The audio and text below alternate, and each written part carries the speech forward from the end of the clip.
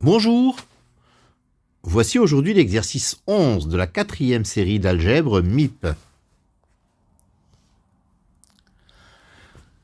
Alors, cet exercice 11, l'énoncé est épinglé devant vous, soit alpha et bêta deux réels, tels que alpha bêta soit égal à 0. Posons P de x égale alpha x4 plus bêta x cube plus x carré plus 1.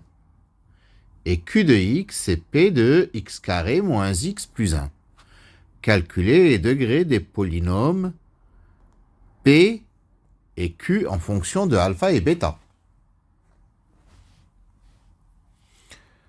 Alors, si alpha est non nul, alors p est de degré 4, bien entendu. Et q est de degré 8. Parce que q, c'est la composée de p qui est de degré 4 par un polynôme du second degré. Donc degré de q, c'est 8. Si alpha vaut 0, alors deux cas peuvent se produire. Si bêta est différent de 0, p est de degré 3 et q est de degré 6. Et si bêta vaut 0, p est de degré 2 et q est de degré 4. Tout naturellement.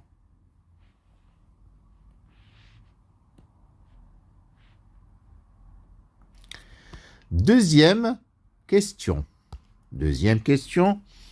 Soit p égale 4x³ moins 2x carré plus bêta. Bêta, un réel. Calculez bêta pour que 2 soit une racine de p.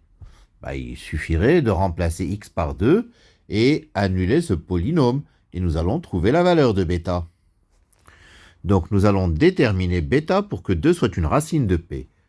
P de 2 égale à 0. Ça nous donne 32 moins 8 plus bêta égale à 0. Donc bêta égale moins 24. Ça veut dire que p, c'est 4x³ moins 2x carré moins 24.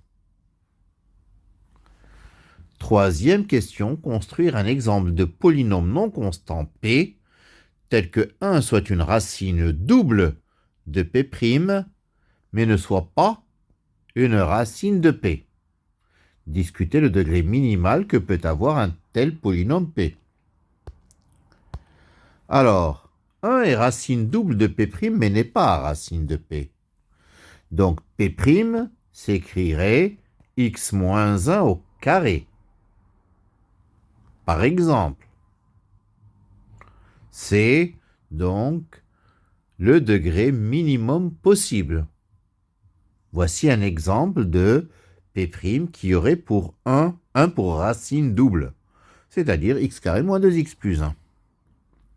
Si je calcule p primitive de p', ça me donne 1/3 de x³ moins x carré plus x. Et ce polynôme p, qui s'annule donc en 0, donc vérifie que 1 n'est pas racine de p. En effet, p de 1, ce serait 1/3 moins 1 plus 1, ça fait 1/3. Donc p de 1 n'est pas nul. P sera donc au minimum de degré 3. Quatrième question. Dans C de x, construire un exemple de polynôme p et q, tel que le degré de p soit 8, celui de q soit 3, et le PGCD de p et q soit xx plus 1. Si nous devons prendre pour q un polynôme de degré 3 avec PGCD de p et q, c'est xx plus 1, nous n'avons qu'à poser q, c'est x, x plus 1, x moins 1 par exemple. Et si p doit être de degré 8, j'ai qu'à prendre le plus simple possible, c'est x puissance 4 fois x plus 1 puissance 4. Il est de degré 8, et le PGCD entre p et q, c'est le facteur commun x, facteur de x plus 1. Voilà, cet exercice 11 est terminé. Pas très compliqué par rapport aux autres exercices de cette série. Je vous remercie de votre attention.